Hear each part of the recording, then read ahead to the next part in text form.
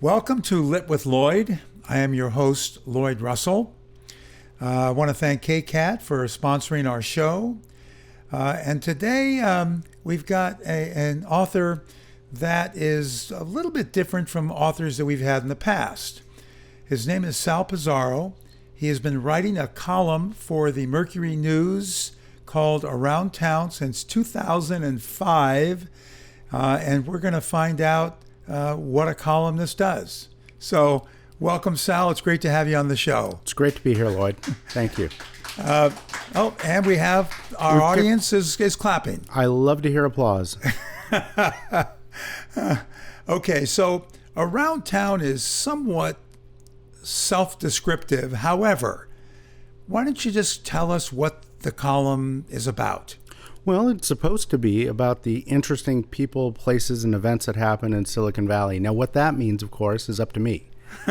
So, like today, I was at SAP Center watching some 8th graders from Hoover Middle School in San Jose get lessons in STEM on the hockey rink.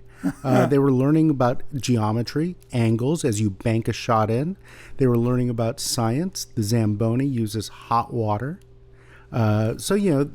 Those are the kind of things where if I see something going on and I'm interested in it, I'm going to write about it. Of course, that covers such a wide gamut. It can mean anything I want. So it tends to include the arts for me because I'm a history buff. I love writing about history of our beautiful region here, and a lot of community events. And then, of course, the people who are the most important part of it, which is just the residents who've lived here and who are coming here and who make this a fun place to live. Let's get right to that because you brought it up. Do you get to pick your own subjects exclusively? Most of the time. I would say almost exclusively. There's very few times a year where my powers that be at the Mercury News say, hey, we need you to write this. One example is this past year, former Secretary of Transportation Norman Mineta passed away. And my editor said, hey, we need you to write Norman Mineta's obituary. Which I was honored to do. It's a difficult assignment, writing anyone's obituary and trying to encapsulate such a great life into a few words. But that's one case where they came to me and said, forget what you're doing today, you're doing this. And I also do some things, the on-demand kind of things are with we have our annual wish book, which is our holiday giving stories. And I do usually one or two of those. And then I do a follow-up story on how much people gave. And so those are things that aren't necessarily my choice, but I'm happy to do them. Yeah. But other than that, I get free reign for what I want to write. I have so many questions. Well, let's get to them. I have so many answers. Do you ever have trouble coming up with ideas, and and do you have to ask your subjects if they are willing to be, the center of an article? Sometimes I'll have an idea and people are reluctant because they don't want to be. Some cases it's modesty. They did something and they don't really want publicity for it. In other cases, I'm hearing about it. It's a public event and it's fine. But let me tell you, so where do I get my ideas from? Well, they're all over the place. I don't even necessarily notice when I'm noticing things that often anymore. But the primary place that I get tips from is from the public themselves. I get about 200 emails every day. Now, a lot of these, it's one level up from spam. It's PR companies from around the country trying to get me to write about something that would make no sense for me to write about given what I do. Yeah. And then there's a lot of PR pitches that may be closer to home, but not necessarily in my wheelhouse. And then a lot of times it's just readers who are like, hey, did you know about this person? And then I'll look into it and see what I can do. And sometimes it's people let me know about events that are going on in any of our Santa Clara County or sometimes San Mateo County communities. And a lot of times it's just me going to things and looking for little nuggets that are interesting. Sometimes it's not the event you're going to that's the story, but you'll get a little story out of it. Yeah, wow. How many articles do you write a week? Right now, I have 3 columns that run a week on Wednesday, Friday, and Sunday, and they usually post online on mercurynews.com the day before. Okay. That is down. When I first started, as you mentioned, in 2005, I wrote 3 columns a week. At one point, I was writing 7. Oh my gosh! I was young and stupid, but it was a rhythm. And then at some point, what happened is my wife and I, we had our daughter back in 2009, and so I dropped down to 6 columns. 2 years later, we had our son, and I dropped down to 5. And I was at 5 for a while, and then I had an editor who said, "I think you need a day to think about what you're going to be writing that week." And so I dropped down to 4. And 4 was actually very comfortable for me because when I'm not writing, I don't feel like I'm working. And the reason I'm down at 3 right now is because I'm also, in addition to my regular job, I'm president of the San Jose Rotary Club this year. And that's a big job with a lot of time commitment. And our editor at the Mercury News, Bert Robinson, was really generous and said, "Hey, while you're Rotary president, why don't you drop down to 3 columns a week?" Oh, wow. How long are you the president? Just 1 year. So Okay. so it's over at the end of June, and it's gone by fast. It's been a fun year. We've done some good things, but it has been time consuming in a good fun way. But I will feel refreshed And go back to done. 4? We're gonna see. Actually, no one at the Mercury News right now is saying you have to go back to 4. But what I found is, of course, it's not as though the events slowed down or any of the things I write about slowed down. So sometimes I need a 4th column just for release. Yeah. Because there's just too many things piled up. We have a busy world here. Yeah. Do you have a certain amount of words per column? Yes. So and as a newspaper man, and that's how I still think of myself, even though newspapers are passé or whatever. As a newspaper man, I tend to think in column inches. And so my column is generally 18 column inches, which translates to about 600 words. But my Sunday column is longer, and that's 30 column inches, and that's about 1,000 words. Oh, wow. So, And Sunday, because more people will read the Sunday paper. and I can usually do something that's a little more involved, so I can cover something a little bit more in depth, maybe write about someone or an event, and take up a little bit more space than I normally would. Yeah. Well, I work at 3 Below Theaters in downtown San Jose, so of course I saw your very recent article, which was great. Right. I mean, and it was a question that I'd been asking for a while. Does San Jose know it has a theater downtown? It's a really nice place to see a movie. I know. And every time I talk to people, they're like, "Well, I didn't know that place was there." And it's like, "Well, it is." So Even with people that live in downtown. right. Yeah. People, I live right, downtown adjacent, I call it, in Negley Park. Yeah. And I have neighbors who go there, and I have neighbors who are like, "Boy, we didn't know it was there." And I said, how can you not know? But, I come from a strange perspective. When you hear as much as you do in a newspaper, you tend to think everybody has the same information that you do. So back to, how you come up with your articles. I guess you never have to create something. I mean, you always have something in line. There's always a well to go to. The hardest parts for me are figuring out what is the best thing to, because if your listeners and viewers don't know, so my column generally has 3 or 4 shorter items. So it's in the style of the old 3-dot columns of Herb Caen and, of course, my predecessor, Lee Weimer's. Now, so I have to decide, okay, what's going to work in this column? What's going to be on top? What's the most interesting thing? And sometimes that's pretty well, I know what it's going to be. Today I knew I was going to be writing about this SAP Center event. But sometimes I'll see something, and of course the 3 Below column you mentioned is an idea of that, where I say, well, I want to write about this. I have this idea that I want to write about. And so then it'll push some other things aside. And if I've had a problem over the past 17 years I've been doing this, is that I don't let those moments happen enough, where I think, I want to write about this.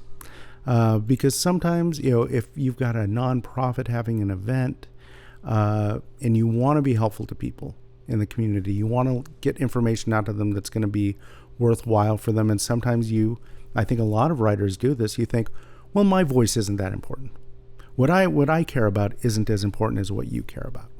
So sometimes I have to put that aside and let the ego out a little and say, no, I want to write about this thing. And and people do respond to that. People do appreciate hearing a little bit of voice in the newspaper and being told, hey, pay attention to this. Yeah. When you finish an article, when does it hit the papers?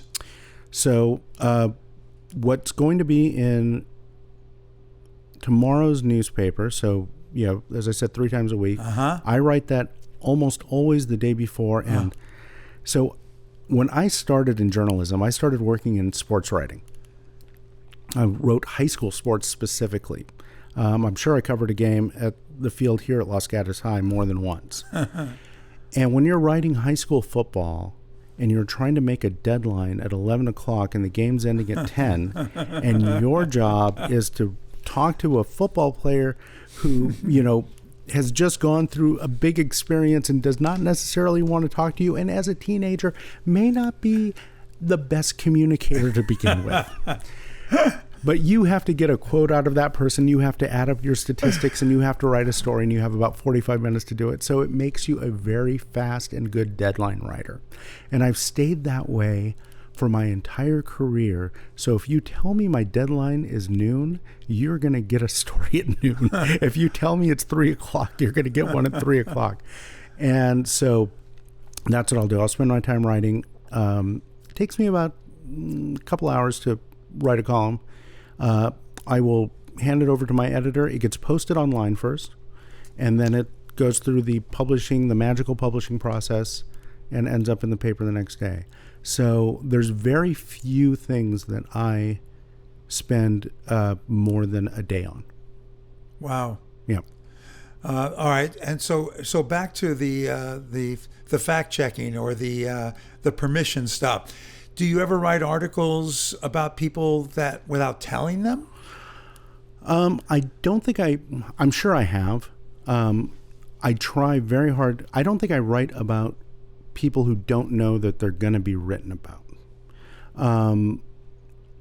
There are people who I've written about their birthdays or, an event in their life that a family member has let me know, and they might not know that it's coming. Okay. But I'm not in the world of gotcha journalism.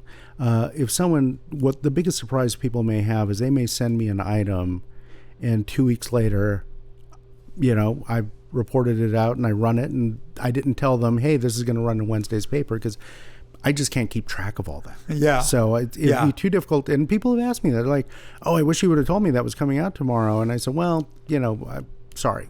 But if after I write something, I have to send emails to everyone and say, if it's got 10 people in it, hey, you're going to be in the paper tomorrow, my job would become a little too unmanageable. Is that typically one of the 200 emails that you'll get during the course of a day? It can be. Do you get phone calls? Are you available by phone? Not so much anymore, because since the pandemic, we all started working at home. So there are people, and so my desk number that was on my business cards would ring to honestly a phone that doesn't even exist anymore in the Mercury News. It rings to a number that goes to a voicemail.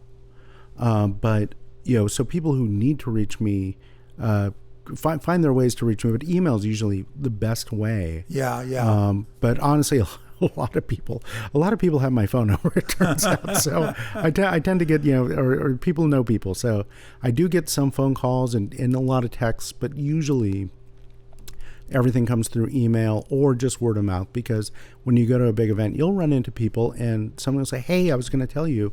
And I got my prop here. I'm always carrying a notebook.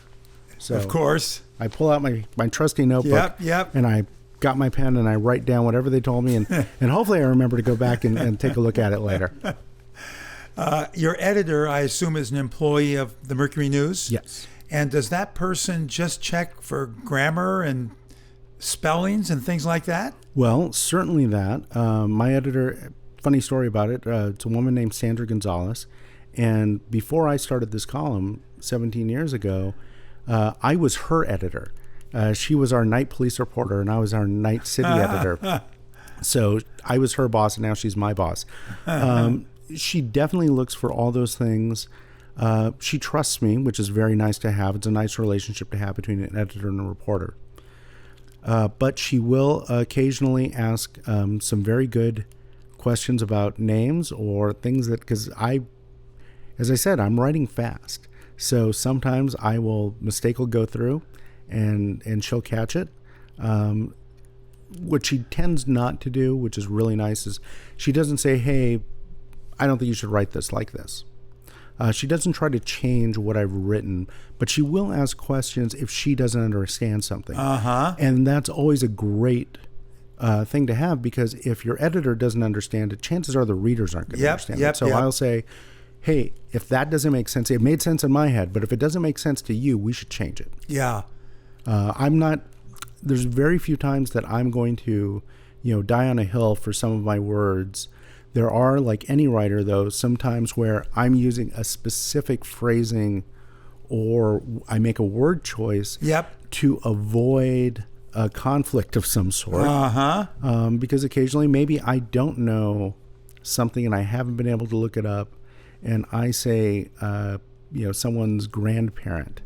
And said, well, is this the grandfather or the grandmother? I said, well, I don't know. So I said grandparent. So that's great. But she'll ask those questions and then I'll answer them. Yeah. And all that happens electronically. She and I have probably seen each other 5 times in the past 3 years. Wow. And do you only write from home, or do you ever go into the main office? I go into the main office occasionally. Weird thing is, though, since we've been back, and we've actually only been back since May of 22, I can't work very well in the main office because when I go in and I see my coworkers, because we all go in so infrequently, we just end up chatting with each other and catching up. Yeah. So no one gets a lot of work done. And so after about an hour and a half of talking to people, I say, okay, well, I've got to go to lunch or I've got to go do something, and I go home and I write. So, yeah, that makes perfect sense. But I used to write in the office every day, and since the pandemic, I just write at home, and it's become my new habit. Yeah. Okay, all right. We have to take a quick break. We will be right back with Sal Pizarro.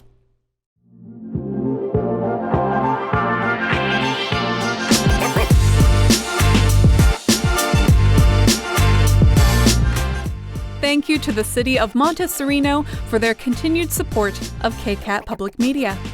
The City of Montecirino has enabled KCAT to inspire, educate, entertain, and inform our community through the magic of television and digital media for over 38 years.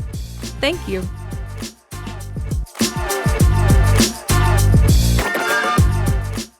Okay, and we are back with Sal Pizarro, who is a longtime columnist for the Mercury News.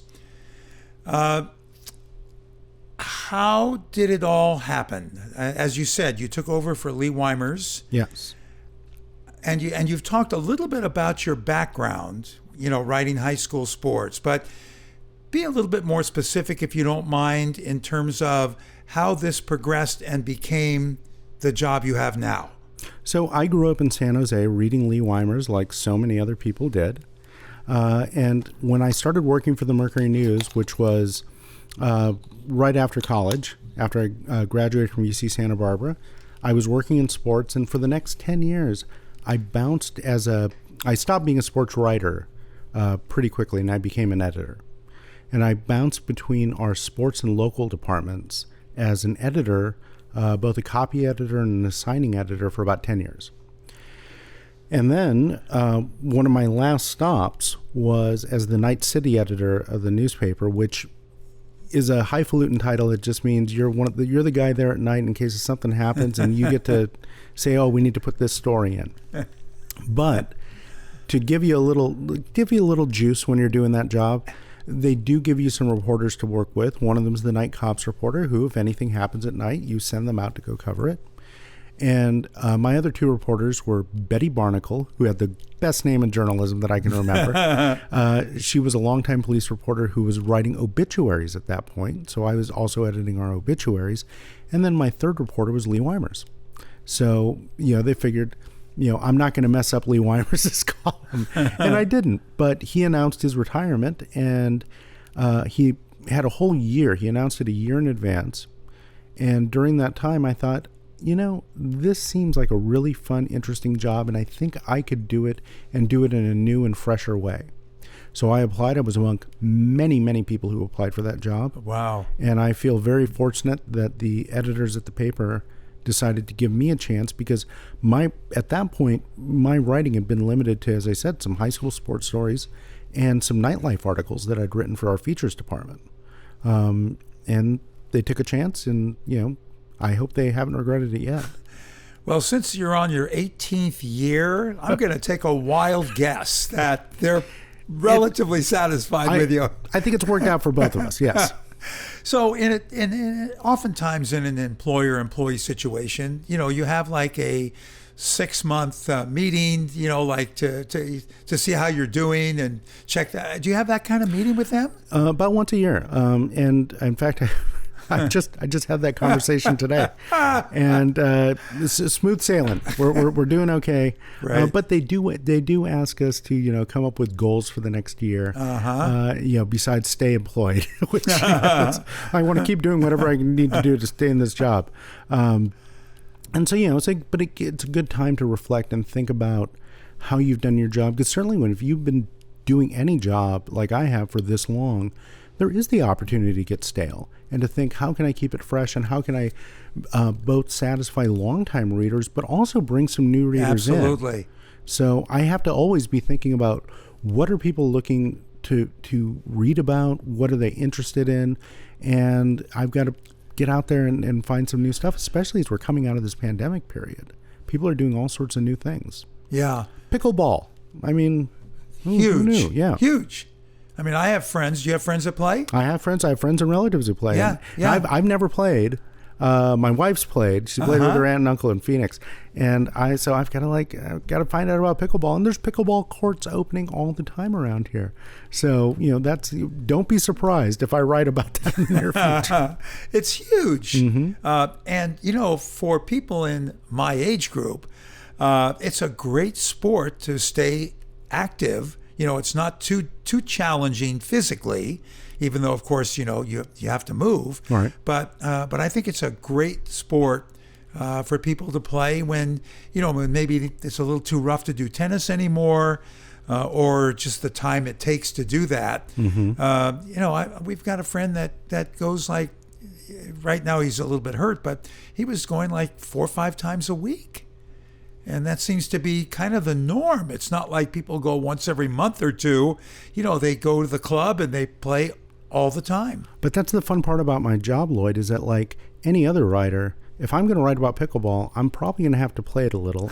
And I'm certainly going to have to research it and find out about it, because I have to write about it in a way that I can explain it to people who don't know anything about it. Yeah. That's one of the fun parts of my job, is I get to be sort of an ambassador to parts of this city, places that other people haven't gone, introduce them to them, but that means I need to know about them. Do you have anybody, you said that people contact you all the time with suggestions, but do you have anybody that helps you look for stories, or do you just not need that? I wouldn't say I don't need it, because I think everybody could use a little hand now and then, but I don't have anybody whose job that is, no. Okay, so this is a question that you can refuse to answer. Okay. Have you ever written a column where the person that you wrote about was unhappy? Have you ever had to retract something you've written? I've definitely had my share of corrections. I've made some embarrassing mistakes. I've written a couple of columns where people weren't happy. I was a little snarky about some subjects. And although usually it wasn't the subject of the article that was upset, it was like someone who was a friend of theirs who would say, well, I think that was inappropriate. Not the subject, right. him or herself. And of course, anytime you write about an elected official, you stand a chance of getting a little blowback about because you want to be able to call some of these elected officials and cities and communities to task for some dumb decisions that they might make and say, this doesn't make any sense to me. And then they will call you right back and say, well, here's why it made sense to us. And, and of course, they talk to you about it beforehand too, or maybe sometimes, and this is always the fun part, they won't talk to you about it beforehand. You write it, and then they say, okay, well, now I want to tell you what's going on. Well, I called you. Yes, you had your chance. and you said, well, no comment on that. So if somebody is unhappy or if a correction needs to be made, how do you make it? We have a process where corrections run both online and in the paper. Okay. And there's actually, it's a really straightforward thing. There's a reporting process where if someone sees a mistake, and usually that's what it's for. It's for mistakes. Yeah. Now, I've had situations where I've written about something where people were unhappy that I wrote about it or that I quoted them, and they've asked for things to be changed, and sometimes we say no because you were aware, because it was accurate. Yeah. And I've told people, if there is an issue here, if there's a mistake, please let us know so we can correct it. And then I don't hear back from them, which is telling. So absolutely. And it happens to anyone who works for any sort of media has gone through that experience. Yeah. If you had said you'd never had anybody unhappy and you'd never made a mistake, of course, none of us would have believed you anyway. No. That's impossible. All right. So what did you write about during the pandemic? Well, that was a scary time for me. I mean, it was a scary time for all of us. Oh, sure. I understand. But, the CineQuest Film Festival was going on when everything shut down, and they canceled the festival, the second half of the festival, and everything got closed down. I had about a week and a half, 2 weeks of writing items about things that were being canceled. Because, of course, they told us this is just going to be 2 weeks. So everyone was saying, oh, this is postponed. This is postponed. And then when it went to past about 3 weeks, I thought, I'm going to run out of material in about 3 weeks. And I was really worried. And what happened is the public took care of it. People started doing things like banging their pots at 8 p.m. One woman in a neighborhood in San Jose started dancing in her driveway with her kids and encouraged her neighbors to come out in their driveways at 3 p.m. every day to dance. Wow. We had the car parades for people's birthdays and graduations, and that became, what are we doing? How are we coping? And that started becoming what I was writing about for a while. And then before I knew it, I was writing about, things that were starting to come back. And I was really surprised.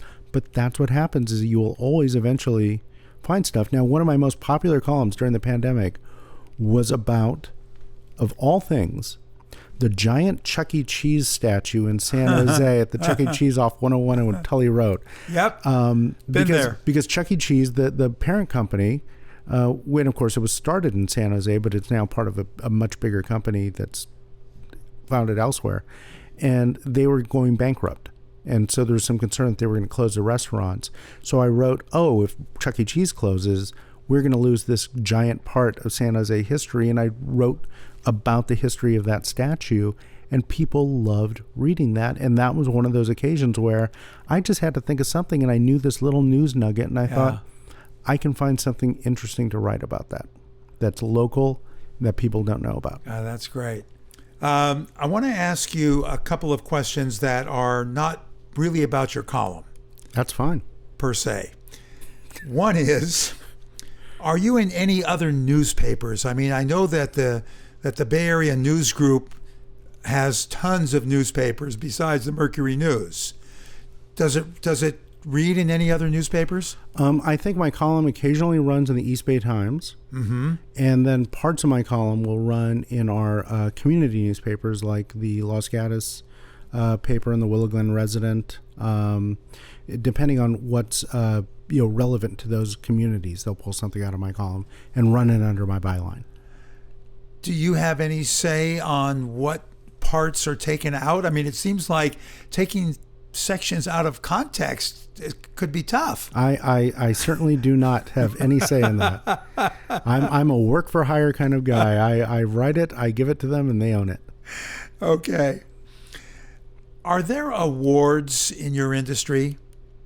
There are. There are a number of groups that give awards. Of course, the most famous ones that we know about are their Pulitzer Prizes. But there are a lot of different journalism awards given nationally and regionally. And the answer to your second question is no, I've never won any for this work that I've done, but I've also never entered myself in any of those competitions. Oh, you have to enter yourself. Or your organization can enter you. I just never have. And maybe one day, it's a bit of modesty, and it's also a bit of I just never take the time to fill out forms and look through things. When you write 190 to 200 columns a year, it's hard to think back and say, oh, what did I do that I really liked? It's like, well, I'll just let that one go and move on to the next one. Something Lee Weimer's always said. He's like, I don't want to look back. I just want to look forward. Yeah. When you are writing, because the authors, all authors have times where they write where they don't do anything else. Mm-hmm. When you're writing your column, do you take interruptions, or is this something that you do without being interrupted until you're done? I used to be able to take interruptions a lot. That's what's helpful about writing a column that's in chunks. But I find now, especially on Fridays when I'm writing my longer Sunday column, I like to sort of just key into it. And I've gotten into a bit of a rhythm. When I'm writing now, I'll actually put on some music. Depending on my mood, might be some jazz, might be some classical. It can't be anything with words in it, usually, because that'll just mess me up. Absolutely. But I will just listen to it, and then I will notice when I stop hearing the music is when I'm in the writing zone. And sometimes, you've got to get up, and you've got to walk around and come back to it. It's just, you have to try different methods to get yourself into the place where you need to be, so you can just get that first sentence out. Once you get the first sentence out, the rest seems to just come. But that first sentence is sometimes very difficult to find. Yeah, I understand. Have you ever thought about writing a novel? I have thought about it. And do you think you might try it? I would like to try. I have an idea. I won't give it away. I've told some people about it. They think it's interesting. It'd be historical fiction, which is something that I'm a fan of. Me too. But I think if I have some time, I would love to give that a stab. And of course, it would be based in this area. So yeah, okay. I think that would be loads of fun. Yep. And just so you know, I do edit books for people that. If you ever do one, I'd be happy to do it. Be an early reader. And you also have as I know, you have a writer in the family. Yes, indeed. And he and I have talked about a potential book that I could do, a children's book, because when my kids, who are both in middle school now, when they were losing their teeth, the tooth fairy used to leave letters for them, in addition to treats. And we've kept all these letters that the tooth fairy left for them, and they're very interesting. And he said that would make a really interesting book. And I said, maybe one day we'll put that together. All right. Well, I did want you to know before we close up that I actually have two members of the family as authors. My wife Joni is also an author. Oh, really? Yeah. Okay. She has a published book. Okay. Yeah. No wonder you're a book guy. Yeah, I can't get her to come on the podcast, though. Josh was no problem. All right. We are going to take some questions from the audience. Okay. And we'll see if there are any that they got for you. Okay. Audience, any questions for Sal? Mr. Pizarro, could you tell me where you went to school to learn journalism. Uh-huh. And my second part of the question is, I am an avid Mercury News reader. We get 3 newspapers every day, and I read the Mercury News cover to cover. I want to know if there's any chance that the Mercury News is going to go online only. Thank you. Okay. Well, the first part of the question is easier to answer. So, in terms of my journalism training, the best journalism training I got was actually in high school. I went to Santa Teresa High School in San Jose. I was in a journalism class for 4 years and worked for my high school paper. I then went to San Jose State, where I was a journalism major. I did work on the Spartan Daily for a bit. But I transferred to UC Santa Barbara, where the University of California has no undergraduate journalism program. They have communications majors, but I didn't want that, so I was actually a political science graduate. But I worked on the college paper while I was there and really picked up a lot. So most of my learning was done doing, which an editor at the Mercury News told me was the best way to do that. She said, everything you need to learn about working at a newspaper, you can learn by working at a newspaper. Go to college and learn things that you don't know. So that was great. Now, as to the Mercury News going online only, that is a question that weighs on not only our newspaper, but so many media companies across the country. I don't think it'll ever happen entirely, but we are reaching a point, of course, where more of our subscribers are getting the newspaper online as opposed to in print, and it's just not becoming the habit it once was to get a print physical newspaper. But the way I see it is print newspapers are going to be like LP records, vinyl records. Yeah. Everyone said vinyl was dead when the cassette came along and then the CD and then streaming. But vinyl has made a comeback because people like the format. People like the way it sounds. So I think people who enjoy reading a newspaper, and it's not just older readers, there are some younger readers who enjoy the sense of discovery you get of turning a page. They like being able to put it down, take it with them, not have to look at it on their phone. I think it'll be like vinyl records. It'll be available. It'll probably be more of a special order than a regular thing. It'll probably cost a little more, but it'll also be of higher quality. The paper, the ink, the color. So I think print newspapers will be with us for as long as print books are with us. People thought print books were going to go away when the e-readers came along, and that never happened. In fact, Barnes & Noble just announced that they're going to open 30 more stores, 30 new stores. See? Yep. So I'm not worried about the future of the print edition of the Mercury News, but I think, will more of our content or different parts of our content be going online?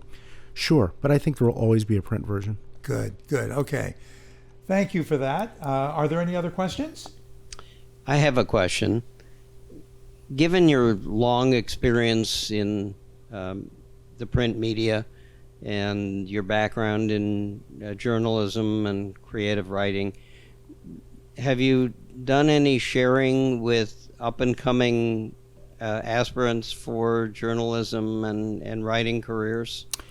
Yes. I have the opportunity in a few times to speak to high school and college classes, and I'm also part of a journalism effort that the Mercury News is a big sponsor of called Mosaic Journalism, where we run a 2-week summer sort of a journalism workshop, a boot camp, for about 15 high school students from around Santa Clara County.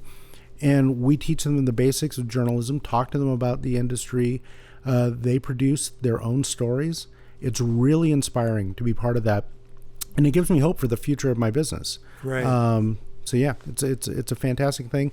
And every time I talk to young people, I realize journalism doesn't have a problem. Newspapers may have an issue, but people are hungry for information, and there are a lot of people out there who want to provide it as the best way they can.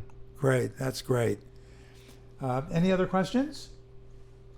Okay. Well, I would like the audience to join me in thanking Sal for being here. It was great having you. Well, thank you, Lloyd. It was great being here. Great. All right.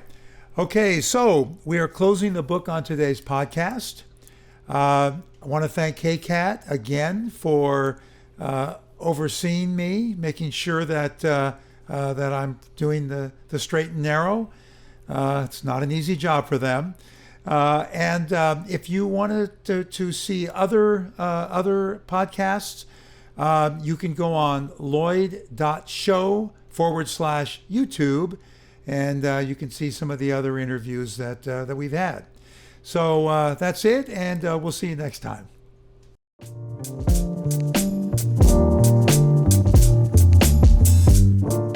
You just heard Lit with Lloyd here on KCAT Radio. Explore all our KCAT original programming at kcat.org/radio.